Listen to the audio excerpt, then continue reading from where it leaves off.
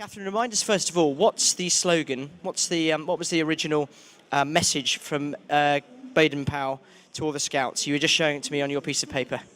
It's try to leave the world a little better than you found it. That means that we, in all our areas, wherever we work, that we try to make it a little better and not leaving it worse. So from not leaving your rubbish at your seat when you leave the conference hall, up to try to really make a difference in the community. That's what we teach the scouts. And how many scouts are here in Durban? Have you got a figure in mind? The funny thing is, we have a delegation of 8, but whenever we are working at our booth, there are coming people from all over the world saying, "Oh, I'm also a scout. I have been a scout when I was young, so I really cannot tell you." And it's an enormous organisation, isn't it? I think you've got the figures in front of you, but 160 countries, and how many people within those countries? Within those countries, we guess that it's about 30 million worldwide. Wow, so that's a fairly large number. Now, what role are you guys playing out here? Why have you come all the way to Durban to take part in this conference? We think that we can bring in our experience, especially on the non-formal education, is our main focus, and whenever it goes to capacity building, we try to bring in our experience there.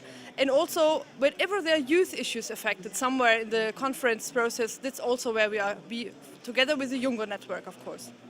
Absolutely, and the Younger Network are doing some great work.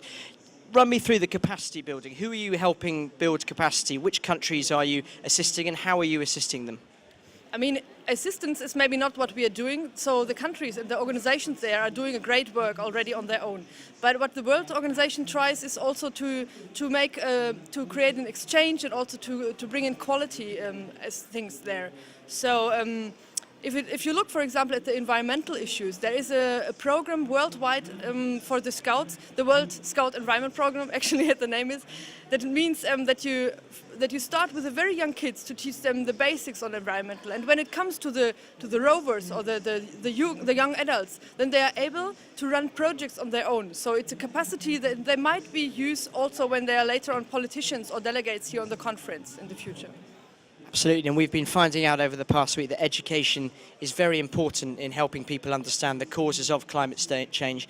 What role do the scouts play in that? How much time when you are a scout is spent learning about the environment, ecosystems, biodiversity, and how we should respect Mother Earth?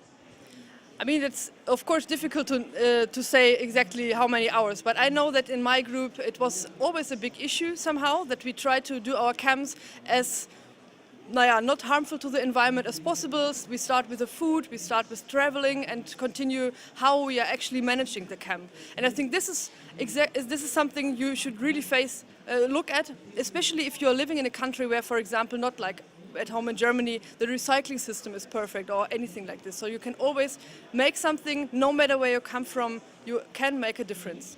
And it doesn't always cost a lot. It's not always that expensive to make a difference either. Not at all, and many times it's cheaper, because if you look at recycling, for example, very often you can sell the stuff you should usually throw into the bin, but you can bring it to places and get money for it. That's what a lot of scouts in South Africa actually do.